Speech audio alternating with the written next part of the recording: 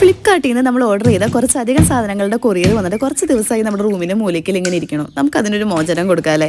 അതിൽ നിന്നൊരു വലിയ ബോക്സ് തന്നെ ഞാൻ എടുത്തിട്ടുണ്ട് അൺബോക്സ് ചെയ്യാനായിട്ട്. ആമിക്കുട്ടീനെ നല്ലോണം മിസ് ചെയ്യുന്നുണ്ട് കേട്ടോ. കാരണം അൺബോക്സ് ചെയ്യുന്ന സമയത്ത് ആമിക്കുട്ടി വേണമെന്നുണ്ടായിരുന്നു. അവൾ ഭയങ്കര എക്സൈറ്റഡ് ആയിരുന്നു ഇതൊക്കെ തുറന്ന് കാണാനായിട്ട്. പക്ഷേ നിർഭാഗ്യവശാൽ ആളിന്ന് സ്കൂളിലോട്ട് പോയിരിക്കുകയാണ് കേട്ടോ. വലിയ ബോക്സ് ആയിരുന്നു, പക്ഷേ ഓപ്പൺ ചെയ്തപ്പോഴല്ലടാ ട്വിങ്സ് ആയിരുന്നു കേട്ടോ. 2 ബോക്സ് ഉണ്ട് ഇതിനകത്ത്. നമുക്ക് ആദ്യം ഇതിൽ ഒരെണ്ണം അൺബോക്സ് ചെയ്യാം കേട്ടോ. കഴിഞ്ഞ വ്ളോഗിൽ വന്നിരിക്കുന്ന എല്ലാ ബോക്സുകളും ഞാൻ നിങ്ങളന്ന് കാണിച്ചിട്ടുണ്ടായിരുന്നല്ലേ. പക്ഷേ ആ ഒരു വ്ളോഗിൽ അൺബോക്സിങ് ആഡ് ചെയ്യാൻ പറ്റില്ല കേട്ടോ. വീഡിയോ വല്ലാണ്ട് ലോങ് ആയി പോകുന്നു കരുതിയിട്ട് അന്ന് ആമിക്കുട്ടി കുറേ വാശി പിടിച്ചത് ഇതൊക്കെ തുറന്ന് കാണാനായിട്ട്. ഈ ഒരു ബോക്സ് ഓപ്പൺ ചെയ്തപ്പോഴുണ്ടടാ വേറൊരു ബോക്സ് അതിനകത്ത്. പാഞ്ചാലി വസ്ത്രാക്ഷേപം പോലെ ഉണ്ടല്ലേ. ഭാഗ്യത്തിന് ഇതിനകത്ത് വേറെ ബോക്സും കാര്യങ്ങളൊന്നും ഇല്ല കേട്ടോ. ഇത് നമ്മൾ ഓർഡർ ചെയ്തിട്ടുണ്ടായിരുന്ന സ്റ്റോറേജ് ബോക്സ് ആണ്. ഒരു കോംബോ ആണ് കേട്ടോ. 3 എണ്ണം വരുന്ന, ചെറുതിന്ന് വലുതിലേക്ക് 3 എണ്ണം വരുന്ന ഒരു കോംബോ സെറ്റാണ്.